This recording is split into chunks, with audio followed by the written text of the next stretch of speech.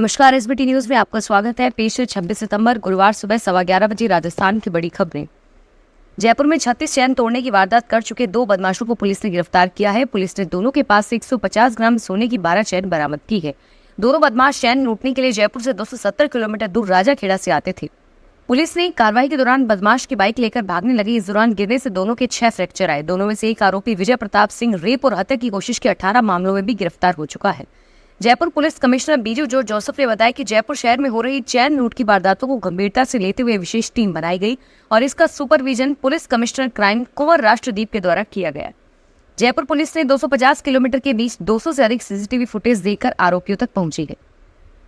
जयपुर के जवाहर सर्किल थाना पुलिस ने 2 मोबाइल लुटेरे और चोरी के फोन खरीदने वाले एक व्यक्ति को गिरफ्तार किया है। पुलिस ने तीनों बदमाशों के पास से लूटे हुए 6 मोबाइल बरामद किए। प्रारंभिक पूछताछ में बदमाशों ने जयपुर सिटी में दर्जनों मोबाइल लूट की वारदात करना कबूल किया और वहीं मोबाइल खरीदने वालों ने बताया कि वो आईफोन के पार्ट्स निकालकर बेच देते थे।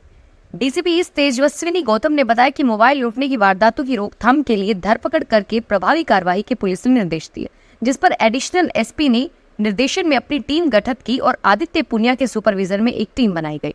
टीम में सीआई जवाहर सर्किल सहित थाने का जाब्ता किया और टीम भीड़भाड़ व सुनसान जगहों पर राह चलते लोगों से मोबाइल छीनने की वारदात होने की संभावित जगहों पर निगरानी रखने लगे। भरतपुर में 5 साल की मासूम को कुत्तों के काटने के मामले में राजस्थान हाईकोर्ट ने प्रसंज्ञान लिया है। जस्टिस इंद्रजीत सिंह ने मीडिया की रिपोर्ट के आधार पर प्रसंज्ञान लिया। जस्टिस सिंह ने कहा कि हमारी गली में भी कुत्ते हैं, इससे हमें दिक्कत होती है। उन्होंने कहा कि आए दिन कुत्तों की काटने की घटनाएं सामने आती है।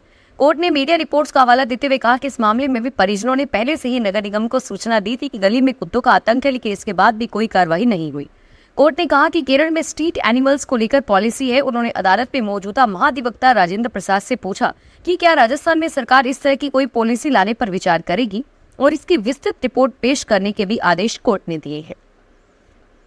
सवाई माधोपुर की चौथ का बरवाड़ा पुलिस ने साइबर ठग को गिरफ्तार किया। चौथ का बरवाड़ा थानाधिकारी हरबान सिंह ने बताया कि आईजी भरतपुर रेंज राहुल प्रकाश के निर्देश पर साइबर ठगों के खिलाफ ऑपरेशन एंटीवायरस चलाया जा रहा है और इसी कड़ी में साइबर सेल की सूचना पर पुलिस जाब्ता आरोपी की तलाश के लिए भगवतगढ़, मानपुरा, आंदोली, आदलवाड़ा, कावड़ होते हुए इटावा 6 लाइन पहुंचा, जहां 2 युवक मोबाइल चलाते हुए दिखाई दिए और दोनों को पुलिस ने जब्त किया।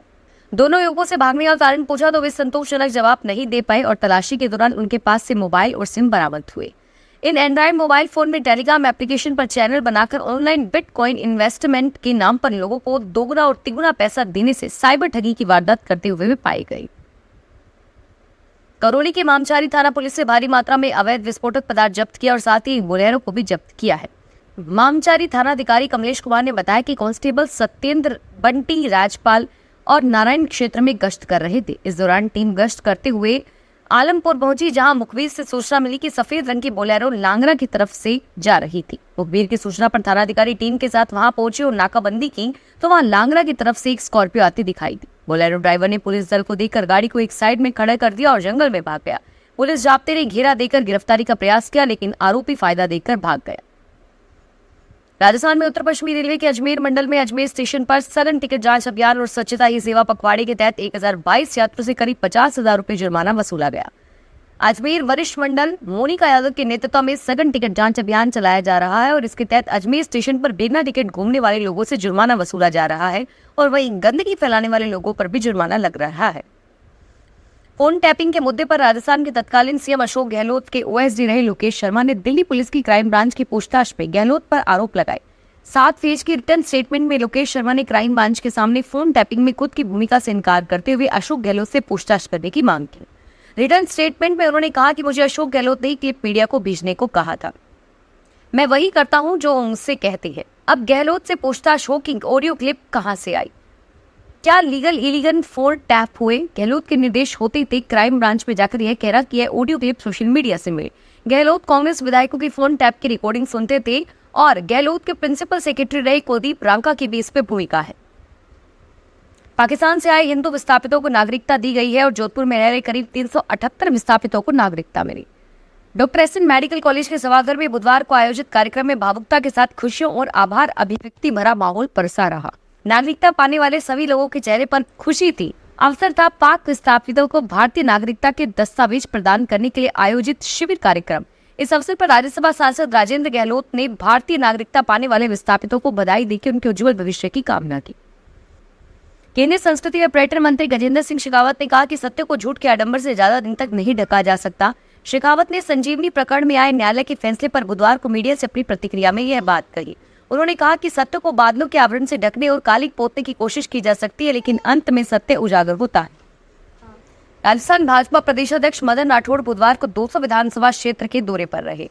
उन्होंने मलाराना, नांगन, प्यारीवास और सेंट्रल क्षेत्र के एक बूथ पर पहुंचकर लोगों को भाजपा की सदस्यता दिलाई और साथ ही उपचुनाव को लेकर सरकार की उपलब्धियों को लोगों तक पहुंचाने का आह्वान किया। राठौड़ ने कार्यकर्ता को संबोधित करते हुए कहा कि वह लगातार अपना काम करते रहे और सदस्यता अभियान के लक्ष्य को पूरा होगा।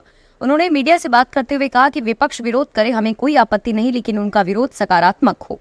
सवाई माधोपुर विधायक डॉक्टर किरोड़ी लाल मीणा के मंत्री पद के इस्तीफे को लेकर राठौड़ ने कहा कि भाजपा हमारा परिवार है और हम सब मिलकर पार्टी का काम कर रहे हैं। किरोड़ी लाल मीणा निष्ठा के साथ कार्य कर रहे हैं।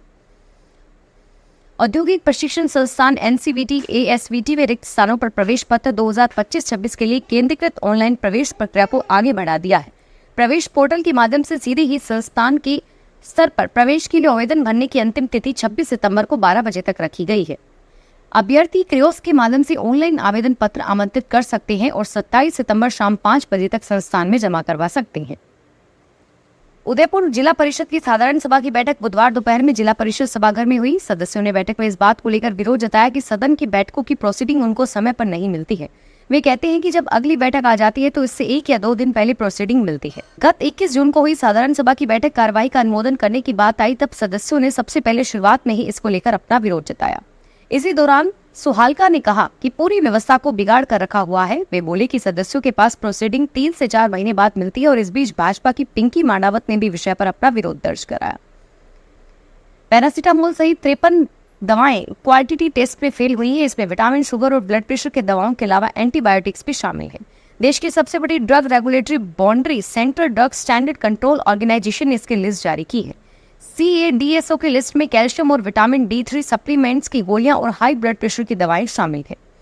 बैन की गई दवाओं के लिस्ट में एंजाइटी में इस्तेमाल की जाने वाली क्लोनाजापिम निवारक, डिक्लोफेनाक, सांस की बीमारी के लिए इस्तेमाल होने वाली एम्ब्रोक्सोल और कैल्शियम की गोलियां भी है। ये दवाएं हेट्रोडक्स हिंदुस्तान एंटीबायोटिक्स लिमिटेड जैसी कंपनियों द्वारा बनाई जाती हैं। विश्व पर्यटन दिवस के मौके पर 27 सितंबर को प्रदेश भर में विभिन्न कार्यक्रम आयोजित किए जाएंगे। राज्य सरकार की ओर से विश्व पर्यटन दिवस के अवसर पर सभी राजकीय पर्यटन स्थलों पर पर्यटकों के भ्रमण हेतु निःशुल्क प्रवेश रखा गया है और इस दौरान अधिकारियों को भी दिशा निर्देश दिए गए हैं कि विश्व पर्यटन दिवस पर पर्यटकों का प्रवेश निःशुल्क रखें। दिल्ली के पूर्व मुख्यमंत्री अरविंद केजरीवाल ने राष्ट्रीय स्वयंसेवक संघ प्रमुख मोहन भागवत को लेटर लिखकर 5 सवाल पूछे हैं। उन्होंने केंद्रीय जांच एजेंसियों के दुरुपयोग से लेकर प्रधानमंत्री मोदी के रिटायरमेंट तक कई मुद्दों पर सवाल पूछे। केजरीवाल ने कहा कि भाजपा सरकार की नीतियों को देश के लिए हानिकारक मानते हैं। अगर यह स्थिति रही तो देश के लोकतंत्र को खतरा है। केजरीवाल ने कहा कि उन्होंने ये लेटर आम नागरिक की हैसियत से लिखा है, न कि एक राजनीतिक पार्टी के नेता के तौर पर। फिलहाल इस बुलेटिन में इतना ही और फिर हाजिर होंगे तमाम बड़ी खबरों के साथ। धन्यवाद।